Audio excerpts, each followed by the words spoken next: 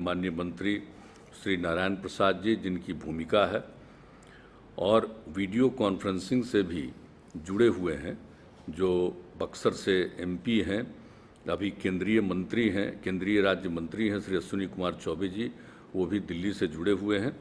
और इसके अलावे जो स्थल पर ही मौजूद हैं, अच्छी खासी संख्या में लोग मौजूद हैं।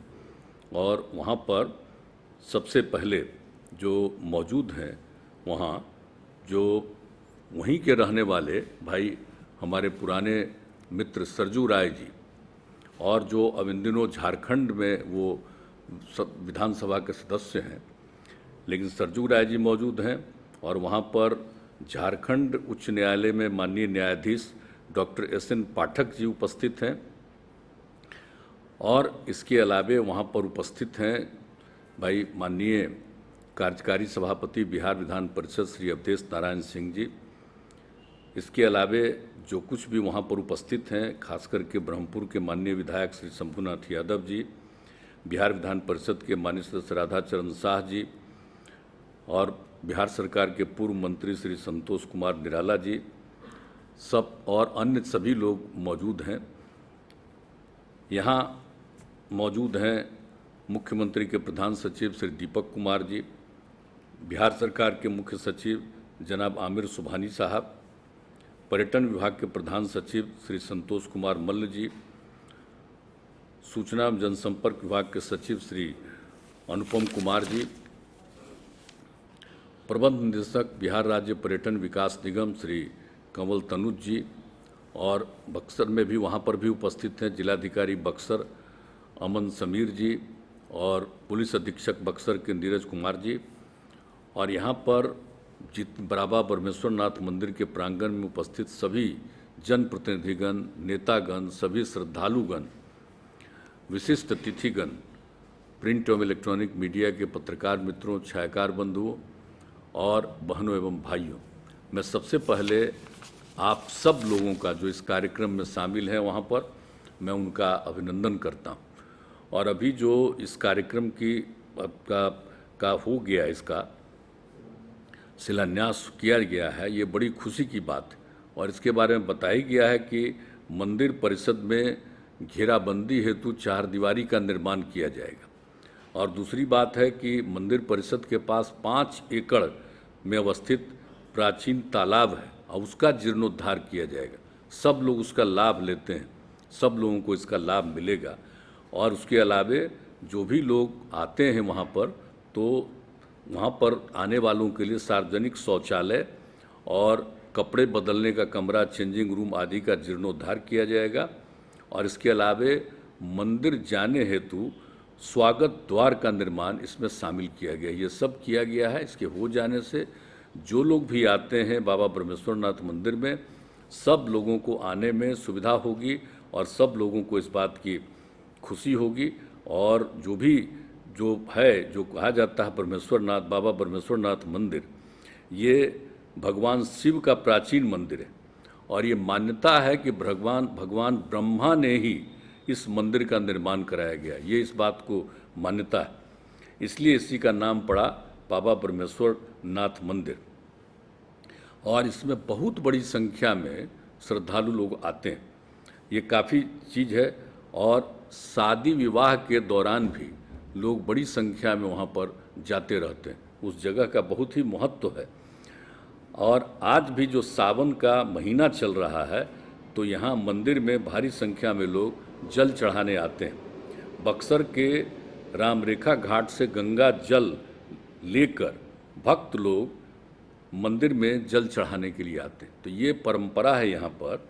और मुझे वहाँ भी जाने का मौका, पहले भी दर्शन करने का मौका मिला है मुझको। पहले हम कई बार गए हुए हैं वहाँ पर, और वहीं पर जाने के बाद एक एक चीज़ को देखा है हमने, और उसी से वर्षों पहले की बात मैं कह रहा हूँ, तो इसी के लिए सब चीज़ों के बारे में जानकारी मिली। और उसके बाद जो हम लोग देख ही रहे थे, तो जो सबसे बड़ी चीज़ है कि सबसे पहले हमको तो वहाँ जाने का तो सौभाग्य मिला ही है, लेकिन जो सबसे बड़ी बात है कि सबसे पहले भाई सरजू राय जी हमारे पुराने मित्र हैं, हम लोगों का संबंध आज का नहीं है, हम लोगों का संबंध बहुत पौराणिक है। तो उस समय से 74 से ही हम लोगों का 1974 का ही संबंध है। तो उनसे ही वही और उसी इलाके में वहीं बक्सर जिले के रहने वाले हैं। तो उन्होंने ही इस बात की चर्चा की थी कि भाई इतना ये महत्वपूर्ण मंदिर है तो इसके लिए कुछ काम करना चाहिए। हमने कहा ये बहुत अच्छी बात है। और उसके बाद एक दिन उनके साथ फिर आ गए आदरणीय जज साहब भी आ गए, जो बक्सर ज़िले के रहने वाले हैं और उनका घर तो मंदिर के पास ही है। तो ये दोनों भी एक बार और बात की तो हमको ये लगा कि भाई ये तो बहुत बड़ी बात है, इसको होना चाहिए। हमने फिर लोगों को कहा, अपने अधिकारियों को कहा और कहा कि विभाग को कहिए कि तेज़ी से वहाँ पर काम करा दें ताकि बहुत अच्छा रहेगा। तो बाद में थोड़ा सा समय लगा, लेकिन फिर विभाग ने इसको पूरे तौर पर इस काम को उठा लिया। अब उसके लिए इसका आज हो गया है शिलान्यास और इन्होंने दावा किया है कि हम लोग बिल्कुल 1 साल के अंदर ये पूरा का पूरा काम हम लोग पूरा कर देंगे ताकि सब लोगों को सहूलियत हो।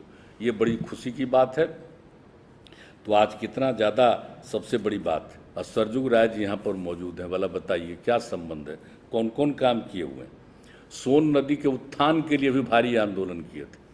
बिहार झारखंड अलग नहीं हुआ था उस समय। तो हम लोगों का तो पुराना आज का रिश्ता है, कितना रिश्ता है। अभी फिर परसों आए हुए थे, जज साहब भी आए हुए थे और उनके साथ हम लोगों के जो अवधेश नारायण सिंह जी हैं का सभापति बिहार विधान परिषद के, ये सब आए हुए थे। सब लोग बैठ करके हम लोग बातचीत कर रहे थे परसों और बड़ी खुशी प्रकट कर रहे थे कि भाई अब काम शुरू हो गया है, जो बहुत अच्छी बात है। लेकिन एक बात की चर्चा उन्होंने 19 तारीख को ये भी की और बड़ा इम्पोर्टेंट बात कहा जज साहब ने और सरजुग राय जी ने भी, सबने कहा कि भाई ये जो बात है कि जो कुछ भी है ये बाबा परमेश्वर नाथ मंदिर के निकट जो रघुनाथपुर रेलवे स्टेशन है, तो ये जो रेलवे स्टेशन हम लोग तो पहले भी देखे ही हैं, तो इस रेलवे स्टेशन का नाम बदलना चाहिए। और ये बात हुई कि इसका नाम बाबा परमेश्वर नाथ रेलवे स्टेशन के रूप में किया जाए।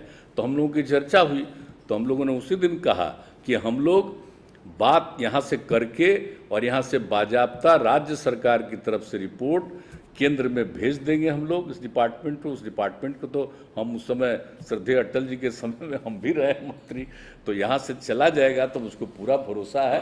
और केंद्रीय मंत्री जी से भी बात हम लोग कर लेंगे कि ताकि इसका नामकरण लोग कर दें, ये बड़ी खुशी की बात होगी।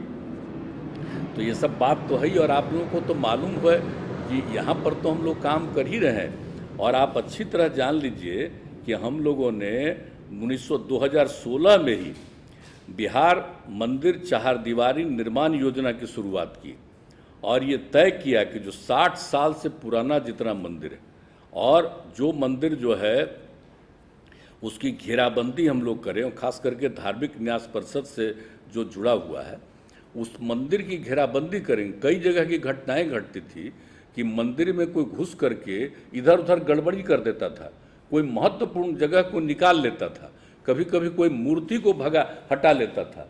इस तरह की घटनाएं कई बार घटी थी।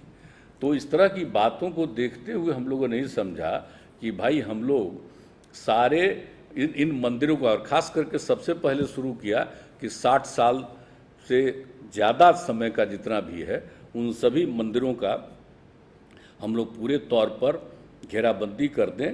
और लगभग 295 मंदिरों का की चहारदीवारी का निर्माण काम पूरा कर लिया गया। और भी डिपार्टमेंट अब इसके आगे भी और सब कुछ करेगा। इससे सुविधा होगी कि जो भी जाते हैं देखने के लिए पूजा करने वाले उनको सहूलियत होगी, और कोई चाहेगा इधर उधर कोई गड़बड़ी करना चाहेगा तो वो गड़बड़ी नहीं कर पाएगा। तो इसीलिए इसके लिए भी हम लोगों ने ये काम की शुरुआत कर दी है, ये बताना चाह रहे हैं। और आप जानते ही हैं कि इस बार फिर जब सरकार बनी तो हम लोगों ने क्या एक निर्णय ले लिया। एक निर्णय 7 निश्चय 2 के अंतर्गत हम लोगों ने देख लिया कि सभी ठीक परंपरागत शवदाह गृहों को ठीक कराकर लोगों को दाह संस्कार और बैठने आदि की सुविधाएं उपलब्ध कराते हेतु मोक्ष धाम के रूप में विकसित किया जाएगा। साथ ही यहाँ विद्युत शवदाह गृह का भी निर्माण करा दिया जाएगा। ये भी हम लोगों ने इसके बारे में सोचा है और अभी कम से कम 43 स्थल चयनित किया गया है और उस स्थल को चयनित करने के लिए उसका काम शुरू किया जा रहा। तब आप समझ लीजिए कि लोगों को कितनी सुविधा होगी, हर तरह से सुविधा होगी, अंतिम संस्कार के लिए भी सुविधा होगी। तो ये सब काम तो हम लोग करते ही रहते हैं, लेकिन अभी सोच लीजिए कि इस महीने में कितना बड़ा मेला लगता है और जो सुल्तानगंज से निकल करके लोग जो जाते हैं, आप जानते ही न हैं कि कितनी बड़ी संख्या में लोग आते हैं। जो हम लोग एक बार नहीं कई बार गए, अभी तो माननीय उप मुख्यमंत्री भी गए, आप मंत्री जी भी गए, सब लोग गए। पहले हम कितना बार वहाँ जाते रहते थे उस दिन शुरुआत के दिन, और एक एक चीज़ को जो देखा वहाँ। और आप जान लीजिए कि हम जब 2005 में सरकार बनने के पहले एक बार पूरा दौरा कर रहे थे और उसी समय ये चल रहा था, ये महीने का समय, और आने के लोगों को वहाँ पर जाने में कितनी दिक्कत हो रही थी देवघर जाने में। तो उस समय जो हमने देखा, कहा कि भाई ये जिस रास्ते से लोग पैदल, बहुत दिक्कत होती है लोगों को जाने में और भारी संख्या में पैदल जाते हैं। तो हम लोगों ने उसी समय सोचा, जैसे ही सरकार बनी वैसे ही सोचा कि भाई इसका जाने का रास्ता, और लगभग 80 किलोमीटर उसका हम लोग ऐसा रास्ता बना दे खूब बढ़िया कच्चा, जिसमें जाने में कोई दिक्कत ना हो। और अगल बगल लोगों को, अगर इतनी लंबे समय तक लोग जाते हैं तो कुछ देर तो रुकना पड़ता है। तो ये सब को बाद में और भी देख करके कि और तरह की सुविधाएं कर दी जाए, तो ये सब काम भी हम लोगों ने कराया है। तो ये सब बात ये 2008 से ही इस काम को की सुविधा के लिए कराया गया और एकदम बिल्कुल जो रास्ता बना दिया गया है ताकि सब लोगों को सहूलियत होती है। तो इस सब लोगों को, भक्त लोगों को रास्ते में सुरक्षा और स्वास्थ्य सुविधाएं, शुद्ध पेयजल और स्वागत सुविधा मुहैया कराने के लिए एकदम विशेष इंतजाम किए जाते हैं। तो ये सब बात भी कहा और इसके लिए हम लोग बात करते रहते थे। और उस समय जिनको हम जिम्मेवारी दिए थे, जो काम थे, बिहार सरकार में अब अफसर थे जिनको हम कहे थे इस काम को करने के लिए, अब तो केंद्र सरकार में मंत्री हैं आर.के. सिंह, उनको हमने कहा कि इसको तेजी से काम करवाइए। तो बड़ा तेजी से काम करवा करके और रास्ता बन गया। तो एक एक तरह की, ऐसा नहीं है कि हम लोग हर तरह से कोई ना कोई जो भी संभव है ये सब काम हम लोग करने की कोशिश करते हैं। और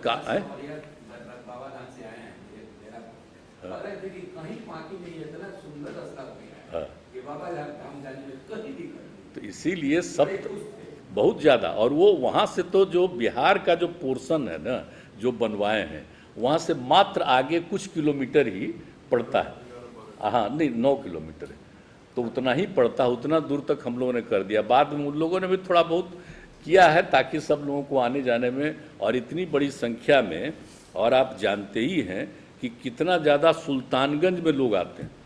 सुल्तानगंज में कोई मामूली बात नहीं है। जो हम लोग गए थे पता, तो वहाँ पर उत्तर प्रदेश से आता है, झारखंड से आता है, पश्चिम बंगाल से आता है, आसाम से आता है, सिक्किम से आता है, छत्तीसगढ़ से आता है, राजस्थान से, गुजरात से, हरियाणा से, और इसके साथ साथ नेपाल से भारी संख्या में लोग आते हैं।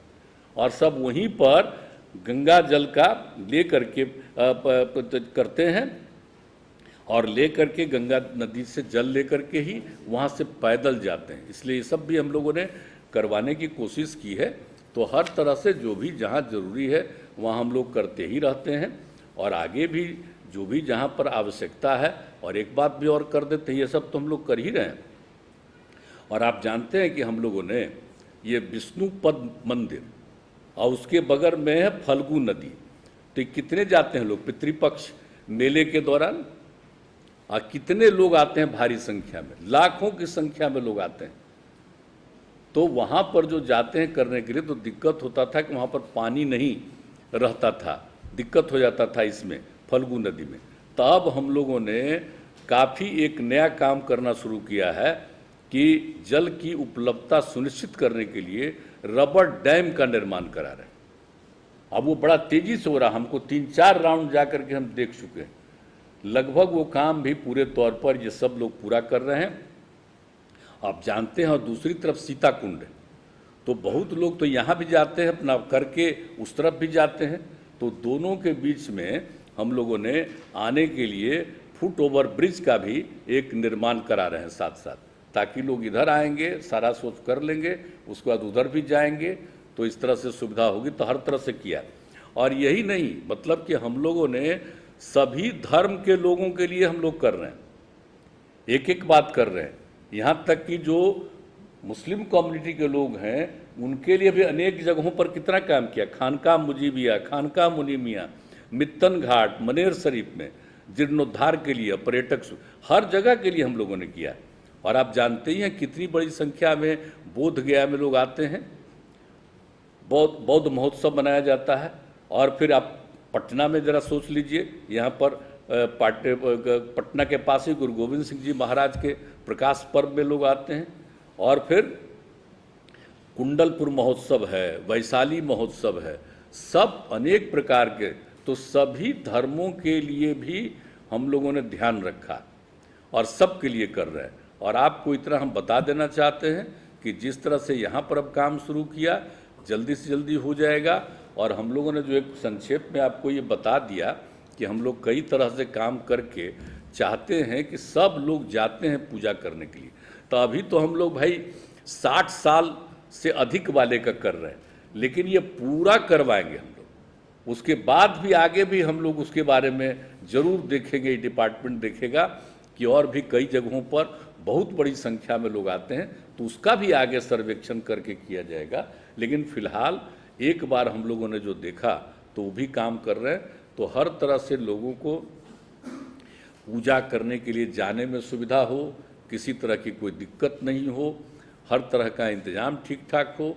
तो इसी को ध्यान में रख करके हम लोग इन सब चीज़ों का करेंगे।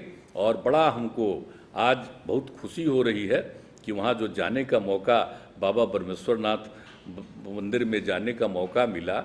और उसके बाद अगर यहाँ पर काम हो रहा है और यहाँ पर सरजुग राय जी भी मौजूद हैं और माननीय न्यायाधीश पाठक जी भी मौजूद हैं, और इन दोनों की जो इच्छा थी उसी के आधार को हम लोगों ने मान करके सब कुछ किया है।